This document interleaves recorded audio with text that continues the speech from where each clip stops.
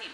So, I actually thought it was a good idea to not have a PowerPoint. Now I'm a bit regretting that decision, but anyway.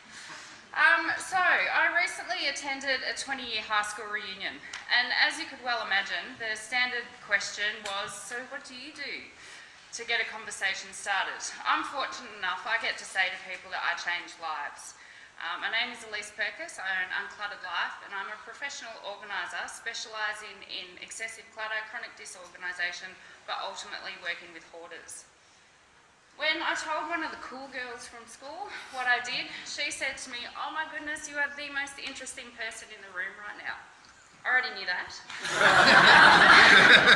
It was good to hear. It was good to hear because it was different to the other responses I normally get. There's a standard 3 responses I get when I tell people that. First one is, "Don't come to my house." The second one is, "You need to see my," insert family member here. And thirdly, "I bet you're super organised." So I'm going to start with the third one. No, I am not super organised. I don't believe that we need to be organised to within an inch of our lives to function well. I do believe, however, we simply just need less stuff. I believe that there is a place for everything, but to have less stuff, it's easier to put everything in its place. I mostly believe in voluntary simplicity, and this is a movement which is about having less, and it's a lifestyle designed to focus on living and veer away from material possessions, which actually frees up organising time and allows us to spend time on love and relationships, which is ultimately what's important. So the second response of "you need to see my," that's generally when the counselling session starts. It's actually family members or friends of hoarders who will contact me, and it's a good thing because I can actually discuss strategies, planning and language as a way to approach the family member that's in trouble. So you've probably all seen Hoarders TV, most people have, that's the 4th response. And generally, well-meaning friends and family are actually unable to help their hoarder friends. Fold. Firstly, it's excessive acquisition through new or used, through hand-me-downs or hand-me-ons, or sometimes it can be theft. Second is the inability to discard, or often also thought of as the excessive desire to save. And the third box to tick is the inability to use a space for its intended purpose. So hoarders can actually tick all 3 boxes and then range from level 1 to 5 on the hoarding spectrum. Chronically disorganised can tick 2 boxes and maybe put a mark on the 3rd.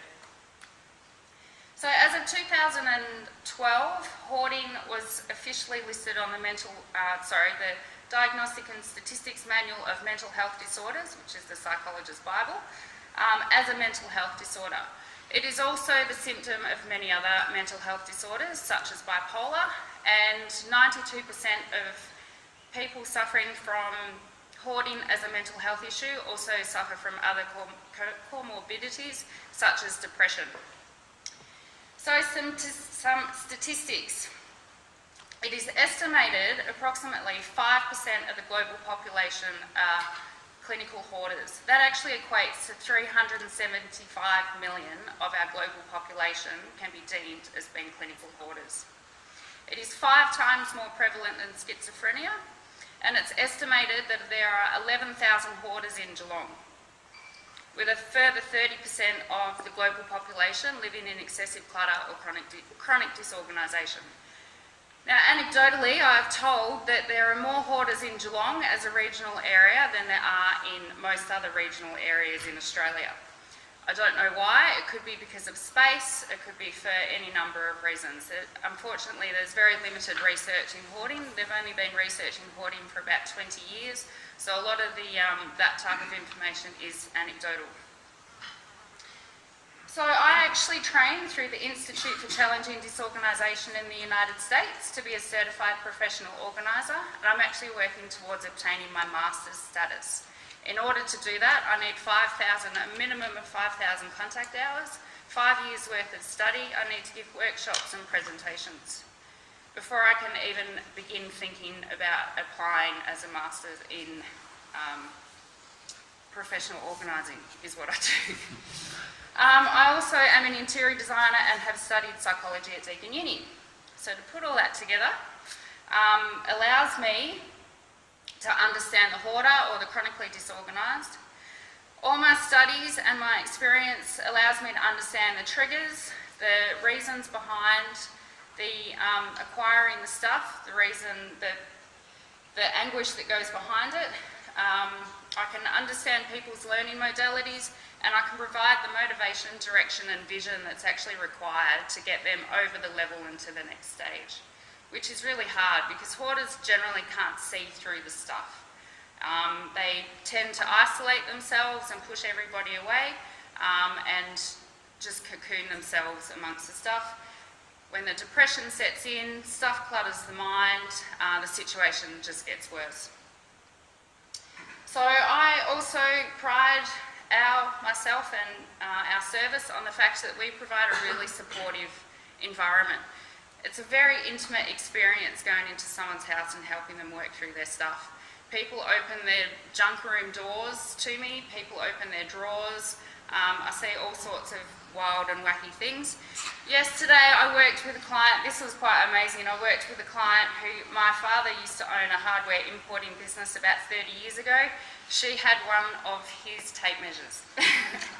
So that was actually, I was quite chuffed actually that she was kind enough to keep it for 30 years because we don't have anything. So working with people, whether it's slightly disorganised or chronic or hoarders, can be a slow pace. It can be 4 hours a week for perhaps up to 2 years. That may only be the pace that a client can work at, or it can be a rapid style pace. Jamesy and I recently worked with one client and that took around about 90 man hours to clean out the stuff, plus 50 hours of maintenance, gardening. I need to come now. So I have jumped through. So we all are overwhelmed with the stuff and we all feel that we don't have enough time in our day. We need 36 hours in our 24 hours. In the book, When the Game is Over, It All Comes Back in the Box by John Ortberg, he claims that the average person wastes approximately 1 year of their life simply just looking for stuff. It's broken down into roughly 10 minutes a day looking for keys, 7 minutes looking for socks and shoes, 4 minutes for sunglasses, with roughly 30 minutes a day just looking. Which, oddly enough, is in stark contrast to the 2 minutes and 42 seconds we spend making love each day. If you're lucky. So, according to other psychological research, if you are neat, organised and clean, you are more likely to have the traits to be successful. Which, quite frankly, isn't that why we're all here? So what else does Uncluttered Life do? Well, basically, wherever there is stuff that needs a better home, we can work with the client and we can help. I recently worked with one of David Graham's homes to prepare a home for sale to reduce the clutter so it didn't look like it had been outgrown. The house sold at the first weekend on the first open. It was my styling, not David's selling techniques, and I can say that because he's not here.